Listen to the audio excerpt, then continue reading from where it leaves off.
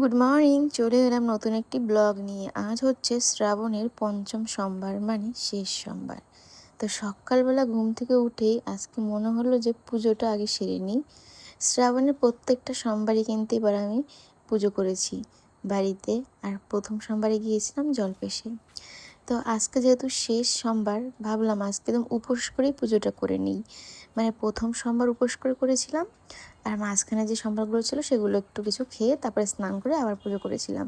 তো আজকে মনে হলো যে একদম উপোস করেই পুজো দিই। এর জন্য সকাল সকালে একদম ঠাকুরের কাজকর্ম করতে লেগে পড়েছিলাম। তো স্নান টান কিন্তু করা হয়ে গেছে, সব গুছিয়ে টুছিয়ে এখন পরে নিলাম শাড়ি। সুন্দর করে এই শাড়িটা পরে নিলাম, অনেক দিন থেকে শাড়ি পরাও হচ্ছিল না। আর এদিকে আগের দিন রাত্রে মেহেন্দি পরেছি, এই দেখো। তো এখন চলে এলাম ঠাকুর ঘরে আলতা পরতে। আলতা পরতে তো আমাদের সবারই খুব ভালো লাগে, কিন্তু ওই যে এখনকার আলতাগুলো এতটাই ডুপ্লিকেট হয়েছে, একবার ভিজালেই না কেমন একটা হয়ে যায়, এর জন্য পরতে ইচ্ছে করে না। তবে আজকে আলতাটা একদমই নতুনভাবে পরেছি, মানে অন্যরকম ডিজাইন করে পরেছি। এত ভালো লাগছিল দেখতে, কি আর বলবো। আর আমি যখন আলতা পড়ছিলাম, সোনু তখন বারবার উকিয়ে দিয়ে দরজা দিয়ে দেখছিল। ওর তো আছে সকালে স্কুল, ওকে তো কিছু করা যাবে না, তো চুপচাপ খালি দেখছিল। আর ওদিকে ওর বাবা ওর খাবার টাবার বানাচ্ছিল, এটাই ওকে স্কুল নিয়ে যাবে। আমি এদিকে ঠাকুরের কাজকর্মগুলো করছিলাম। তো দেখো, আলতা পরা কমপ্লিট, পাটা কি সুন্দর লাগছে না, একদম নতুন বউ একটা ব্যাপার। একদম মা লক্ষ্মীর পা কিন্তু এরকম লাগছে। তো তারপরে চলে এলাম পুজোর এখানটায়, পুজোর সব কিছু প্রস্তুতি করতে। তো এখানে সব কিছু এক এক করে গুছিয়ে টুছিয়ে নিচ্ছি, তারপরে বসে পড়বো পুজোতে। তো তোমাদের সোমবারগুলো কীভাবে কাটলো আর শেষ সোমবারটা কীভাবে কাটালে অবশ্যই কিন্তু কমেন্টে জানিও। আর দেখো, এখানে আমি এক এক করে পুজোর কাজগুলো শুরু করে দিলাম। তো চলো আজকের ব্লগটা দেখতে থাকো।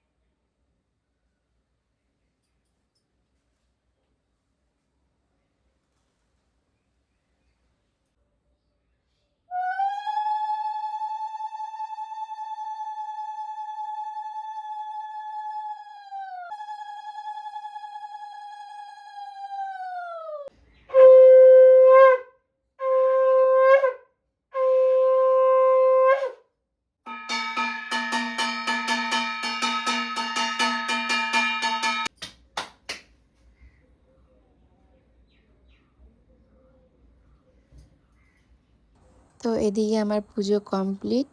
জানো তো, এখন একটা সমস্যায় পড়েছি।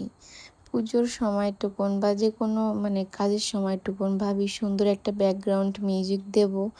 যদি মানে কোনো সুন্দর একটা মিউজিক দেই, এমন একটা মিউজিক দেব, দেখব ইউটিউবে কপিরাইট, বা ইউটিউবে কপিরাইট আসলো না, ফেসবুক পেজে কপিরাইট।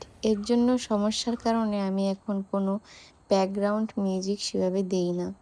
মানে ইউটিউবে কপিরাইট না এলেও ফেসবুকে মানে পেজে ঠিক আসে। আর একটা ভিডিও দুবার করে এডিট করার মতো সময়ও আমার কাছে হয় না। এর জন্য এখন আর সেরকম কোনো মিউজিক আমি ব্যবহারই করি না। তোমরা যদি জানো যে কোন মিউজিকগুলো ফেসবুক পেজে কপিরাইট হয় না, এমনকি ইউটিউবেও না, আমাকে একটু জানিও তো, তাহলে আমার অনেকটা সুবিধা হবে। তো দেখো, পুজো আমার কমপ্লিট।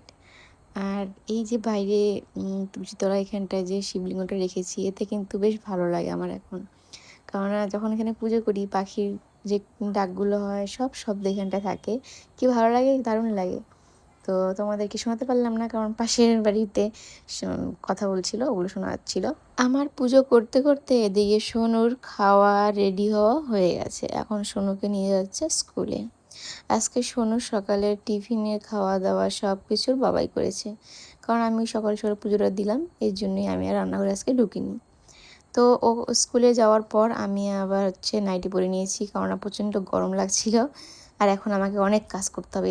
এগুলো দেখি আর আমি শাড়িটা খুলে নাইটি পরে এসেছি। আমি এসে দেখি যে সোনুর বাবা রান্নাঘরে আজকে কোনো কিছু পরিষ্কার করেনি, শুধু সোনুকে খাবার বানিয়ে খাইয়ে নিয়ে গেছে। খাবার বানিয়েছে ম্যাগি। ম্যাগি যদিও আমরা বানাই না, ম্যাগি খাই না, তবে আজকে সোনু বলেছিল বলে ওর বাবা আবার আজকে বানিয়েছিল, আমার জন্য রেখেছিল। তা আমি খেয়ে দেখি পুরো লবণে বিষ। সেটা খেয়ে আমার আরও শরীরটা খারাপ লাগছিলো। সারাদিন উপোস ছিলাম, মানে সকাল থেকে, তখন ওই 8:30, এখন ওই ধোয়াধুয়ি করছিলাম, 9টা বেজে গেছে। তো এগুলো দেখে আমার যে কী রাগ হচ্ছিলো সোনুর বাবার উপর, কী আর বলবো। একই উপোস ছিলাম, তার মধ্যে দেখি কিছু ধোয়াধুয়ি তো করেইনি, সাথে হাঁড়িটার অবস্থা দেখলে কী হয়েছে। এগুলো শুধুমাত্র তখনই হয় যখন আমাদের যে বর মশাইগুলো তারা রান্না করতে জানে, তখনই সেই পরিবারের বউদের হয় ডবল থেকে 4 ডবল খাটনি। তারা রান্না করতে গিয়ে গ্যাস ওভেনে এমন এমন কিছু ঘটনা ঘটিয়ে ফেলে, সেগুলো তো পরিষ্কার পরিচ্ছন্ন করবেই না, এমনকি বলবেও না। তারপরে যখন এই যে আমরা রান্না করতে যাই, তখন শুনি আসল কারণটা বুঝি যে কী হয়েছে। ঠিক সেরকমই আমি রান্না করার সময় বুঝতেই পারছিলাম না যে প্রবলেমটা কোথায়। 2 দিন পর পর গ্যাস ওভেনটা টাকা দিয়ে ঠিক করা হয়, তারপরে এই অবস্থা।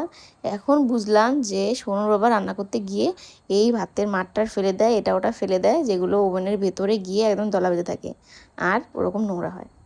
তো এদিকে দেখো, আগের দিন বাবা 2টো মাগুর মাছ এনে দিয়ে গিয়েছিলো। ঘরে এসে দেখি প্রচণ্ড পরিমাণে গন্ধ বেরিয়েছে। দেখলাম একটা পুরো মরে টরে পচে ভূত হয়ে গেছে, কাটা খেয়ে মারা গেছে। তো আর একটা ওটাকে লবণ দিয়ে রেখেছি, সোনুর বাবা এসে আজকে আমাকে কেটে দেবে। সোনুর বাবা মাছটা এসে কেটে দেয়, এদিকে আমি রান্নাবান্না শেষ করি। রুই মাছ ছিল আর মাগুর মাছটা ছিল। যেই খেতে বসবো 3জন মিলে, অমনি সোনুর নানারকম বিমরতি শুরু হয়ে যায়। আমি রাগ টাগ করে চলে আসি বাড়িতে, না খাওয়া দাওয়া করেই। এসে এখানে দেখি বাবা মা খেতে বসেছে, তারপরে ভাত খাই। এত পরিমাণে আমার ঝাল দিয়েছিল, খেতেই পারিনি। এখন বাজে ওই বিকেল 3টা, কিন্তু রৌদ্র প্রচণ্ড ছিল। আর তখন মা বলছে চল মুড়ি খাই। তো 3জন মিলে এখানে আমরা মুড়ি খাচ্ছিলাম চানাচুর দিয়ে। আর ওদিকে যে সোনু কী করছিল ওটাই আর কি গল্প করছিলাম। আর আজকে আবার আমাদের অন্নপূর্ণার টাকা ঢুকেছে, এর জন্য ভীষণ খুশি ছিলাম এদিকে আমি।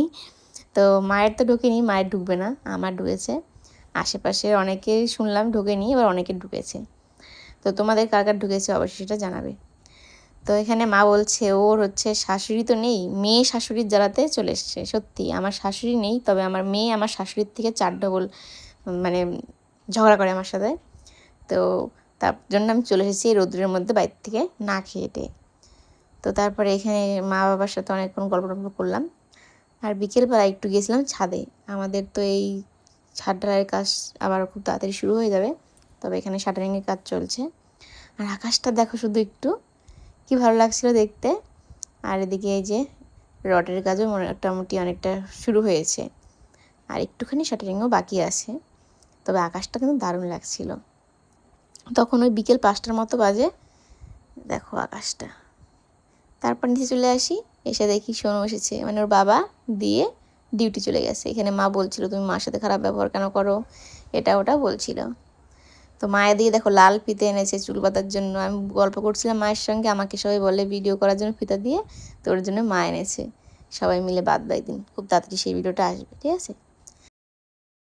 রাত বাজে 10:30, এইমাত্র বাড়িতে গেলাম। ওর বাড়ি থেকে আমি খাওয়া দাওয়া করে এসেছি, এখন ঘুমিয়ে পড়বো। ভোর 5টায় উঠেছি ঘুম থেকে। আজকে সারাদিন একটুকু ঘুমাইনি, ওখানে গিয়ে শুধু মাটিতে গল্পই করে গেছি। আর এখন শুনে গল্পতে এলাম, ঘুমালে বাঁচি, চোখগুলো একদম ইয়ে হয়ে গেছে। চলো টাটা, বাই, গুড নাইট, দেখা হবে নতুন একটি ব্লগে। সে ভালো থেকো, সুস্থ থেকো।